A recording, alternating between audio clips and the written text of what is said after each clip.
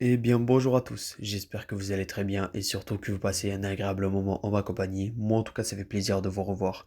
Aujourd'hui, nouvelle vidéo sur l'univers de Dragon Ball cette fois. Car oui, j'ai enchaîné les vidéos sur Bleach, ça en est peut-être devenu énervant pour moi personnellement, mais pour vous je ne sais pas. C'est vrai que ça peut être quand même énervant que je fasse du Dragon Ball parce que je fais que ça, que ce soit du Dragon Ball ou du Bleach. Donc si vous avez des idées d'animé ou quoi que ce soit que vous aimeriez revoir, n'hésitez pas à les mettre en commentaire ou directement, et je le redis toujours, puisque la dernière fois ça a un peu flop. N'hésitez pas à rejoindre le serveur Discord pour me donner vos idées. Il y a un salon exprès pour cela où j'étudie bien les questions, contrairement aux commentaires où je peux rapidement regarder et où je peux vite fait donner mon avis ou quoi que ce soit. Mais n'hésitez pas à rejoindre le Discord. De toute façon, il y aura des événements. Vous pouvez trouver des gens avec qui jouer. Vous pouvez savoir à l'avance les vidéos que je vais sortir. Il y aura des événements, des concours. Plus on sera nombreux tout simplement. Et n'hésitez pas, c'est un peu un salon dans le but de maximiser, on va dire, la sociabilité entre les abonnés tout simplement. C'est pour ça que je l'ai fait. Mais bref, sur ce, n'hésitez pas à rejoindre le serveur, je le redis, il sera dans les commentaires et dans la description de cette vidéo. Maintenant, passons au vif du sujet. J'ai décidé de faire un débat sur l'univers de Dragon Ball, un débat qui existe depuis tellement longtemps. Aussi longtemps, je pense, que le débat Gogeta et Végétaux.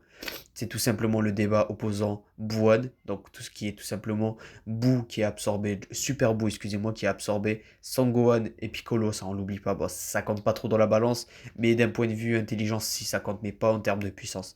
Et du coup, de l'autre côté, nous avons Kid Buu, donc le Buu à l'origine, Majin Buu, enfant tout simplement, qui apparaît, on va dire, à la fin de DBZ tout simplement. Donc je vais débattre, je vais parler, on va tout d'abord déjà revoir les personnages, comment ils sont apparus, et ainsi qui ils ont affronté, qu'est-ce qui s'est passé, et ainsi vous faire une échelle de puissance pour déclarer le vainqueur. Et sur ce, bon visionnage. Alors tout d'abord, j'ai décidé de commencer par le cas de Buon, qui est tout simplement l'absorption de Sangohan Ultimate par Super Buu.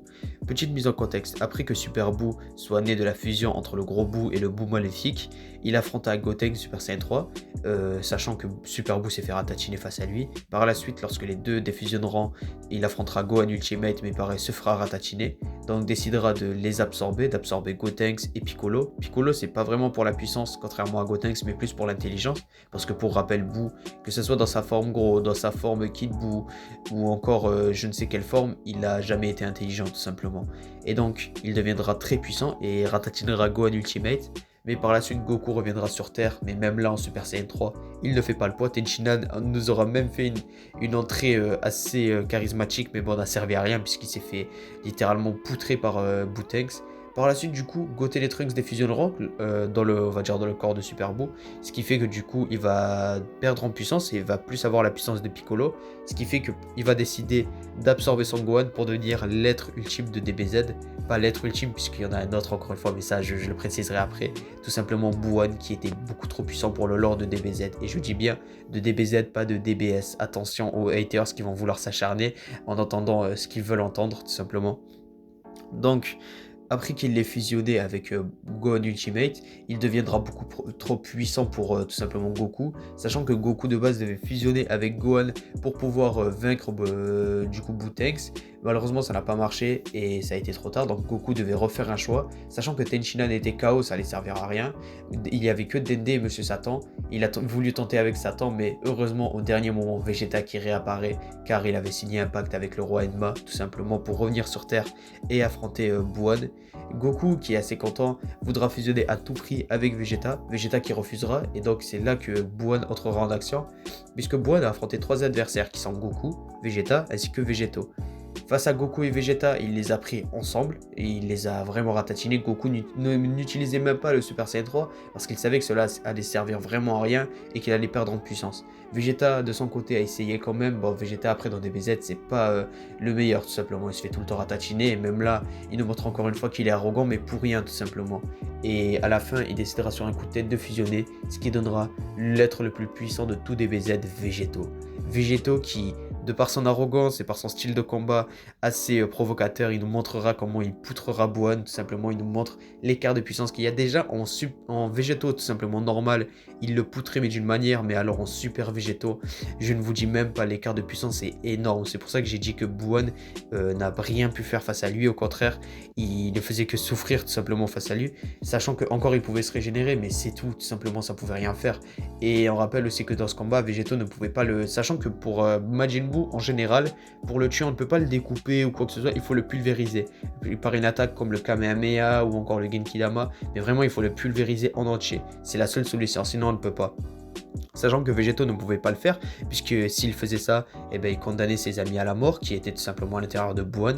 Il n'avait pas d'autre choix que de rentrer à l'intérieur de lui pour les libérer et ensuite s'évader tout simplement du corps de Super Buu. De ce que l'on a pu voir dans les affrontements, c'est que Buan est beaucoup trop puissant, donc il dépasse de largement tout ce qui est niveau SCJ3, Gohan Ultimate, tout ça. Mais là, je vous fais une petite mise en contexte, mais après, pour ce qui est du classement, parce que je vais faire un classement dédié à l'arc Buu, tout simplement, il va être bref, c'est pour conclure entre les deux personnages du coup qui vont s'affronter dans ce débat, mais pour que vous compreniez mieux l'écart de puissance à peu près qu'il y a entre les différents personnages et les différentes formes. Sur ce, je pense qu'on a assez vu le cas de Buan et on va passer au deuxième. À tout de suite. À présent, on va passer au cas de Kid Buu, qui est une entité qui alterne entre sommeil et destruction. Il existe depuis des temps immémoriaux, depuis la création de l'univers de DBZ. Il avait affronté les Kaioshin pendant toute cette époque, il les a battus d'une telle facilité.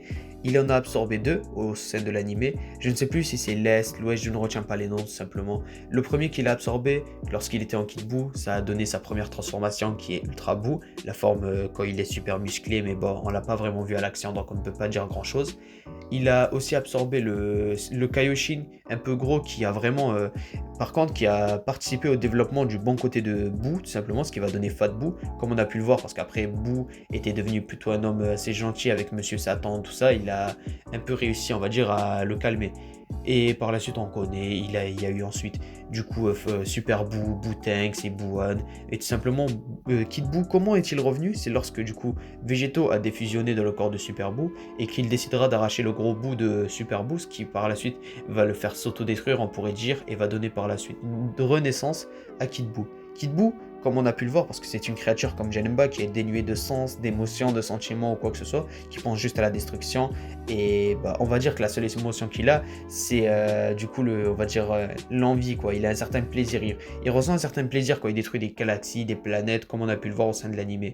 Par la suite, ayant un peu la rage et aussi par pure envie, il va détruire la Terre. Ce qui fait que du coup, Goku et Vegeta devront s'enfuir au plus vite sur la planète des Kaioshin. Malheureusement, ils vont laisser du coup le corps de Gohan, Piccolo et de côté les Trunks sur Terre, ce qui fait qu'ils vont mourir malheureusement, ce qui fait que le sauvetage a un peu servi à rien, ça on peut se le dire, pour se téléporter là-bas. Malheureusement, Kid Buu va savoir utiliser le déplacement instantané de Goku et donc les rejoindre sur la planète des Kaioshin, et Goku et Vegeta décideront de l'affronter sans fusionner cette fois-ci, parce qu'en soi, Kid Buu, ils veulent garder une certaine fierté, ils le disent en termes de Saiyan, mais vous allez comprendre après où je vais en venir au niveau de la conclusion, vous allez comprendre. Donc, Kid Buu a affronté du coup deux adversaires, contrairement à Buan, c'est des adversaires qui sont les mêmes littéralement, Goku et Vegeta.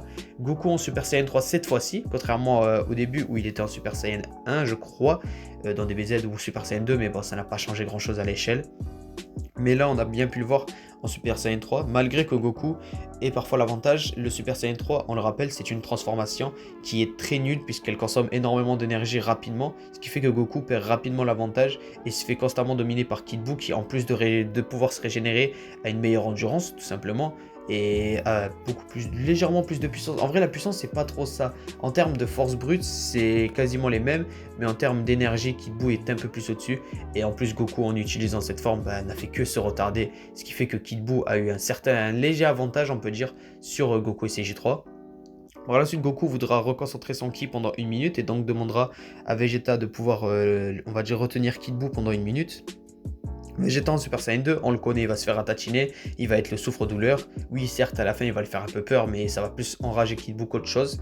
Et à la fin, Goku va voir que même en attendant 1 minute, ça ne sert tout simplement à rien. C'est une forme qui est vraiment nulle, elle consomme trop d'énergie pour rien. Et en voulant recharger son ki, il va tout simplement se détransformer et va opter pour une solution qui est le Genkidama, on le connaît. Ce qui par contre va détruire Buu à tout jamais. De ce que l'on a pu voir, c'est que Kid Buu est un adversaire du coup je vais en revenir un peu après, mais de ce que je vous dis, c'est qu'il est pas plus puissant que Buwan, mais il est plus dangereux. Et vous allez comprendre sur la conclusion de cette vidéo. Et sur ce, à tout de suite. Avant de passer à la conclusion de cette vidéo, j'aimerais revenir sur certaines choses que j'ai dit précédemment. Lorsque je dis que Kid Buu est plus dangereux que Buwan, je ne veux pas dire qu'il est plus puissant, mais qu'il est beaucoup moins prévisible que Buwan, parce que tout simplement Buwan ne voulait pas détruire la Terre avant. Pourquoi? Parce qu'il cherchait des adversaires intéressants, c'est pour qu'il a pu trouver, que ce soit Végétaux, Bootanks, Gohan Ultimate et j'en passe, ce qui lui a permis, on va dire, de dépasser ses limites, contrairement à Kid Buu qui lui n'a pas hésité une seule seconde. C'est pour ça que je vous l'ai dit, Kid Buu, il n'a pas d'intelligence, il réfléchit pas, c'est une sorte d'instinct qu'il a, qui est juste de détruire, de semer le chaos et c'est tout simplement. C'est pour ça que j'ai préféré dire que Kid Buu est plus dangereux, mais attention, quand je dis plus dangereux, je ne veux pas dire plus puissant. Mais maintenant, nous allons pouvoir passer à la conclusion de cette vidéo. De ce que l'on a pu voir, oui, j'ai pas précisé par exemple que Kid Buu a affronté le gros Buu à un petit moment parce que ça aussi, c'est un peu inutile tout simplement. Ou encore que Satan a réussi à esquiver des attaques de Kid Buu, ça c'est ouf quand même, mais je vais rien dire de plus. On va passer à la conclusion de cette vidéo. On va faire une sorte de classement, on va dire, de l'arc Boots pour vous mettre dans le contexte. Bien sûr, je ne vais pas tout classer, donc les personnages comme Babidi, Dabra, ainsi que les sbires de Babidi, tout ça, on va pas les compter. On va commencer à partir du gros bout, tout simplement, la base, de l'arc Buu. Le gros bout, c'est la forme du premier bout qu'on a pu voir. On le rappelle, il est beaucoup moins puissant que Goku en Super Saiyan 3. On l'a bien pu le voir, on va dire que sur un pourcentage, Goku il avait 60% et que le gros bout avait 40%, parce qu'il se faisait largement dominer. Par la suite, en Gotenks, on aura l'apparition de Gotenks. Je ne vais pas prendre de Gotenks de base ou Gotenks en Super Saiyan, mais Gotenks en Super Saiyan 3. Et comme on a pu le voir, et même Goku le dit, ils sont beaucoup plus puissants que Goku lui-même en Super Saiyan 3. Et sachant que, on va dire, après Goku, il y a tout simplement Super Buu qui est plus puissant largement que du coup le gros Buu et Goku en Super Saiyan 3. Gotenks domine les trois, tout simplement. Il est beaucoup plus puissant. Donc en mettant Gotenks en Super Saiyan 3 au-dessus de Super Buu, sachant que sur un pourcentage, Gotenks c'est à peu près pareil, on va dire 70, et Super Buu 30 parce qu'il le dominait tout simplement. Donc Gotenks, on rappelle, est au-dessus de Super Buu, de Goku Super Saiyan 3 et de Fat Buu. Par la suite, on a Gohan Ultimate qui lui a clairement dominé Super Buu lorsque Goten et Trunks avaient défusionné à cause du temps de la fusion. Pareil, Gohan Ultimate est au-dessus de Gotenks et de tout le reste tout simplement, parce que même en plus en Buwan, il est beaucoup plus puissant que Bootanks. Encore là, une preuve que Gohan Ultimate est beaucoup plus puissant.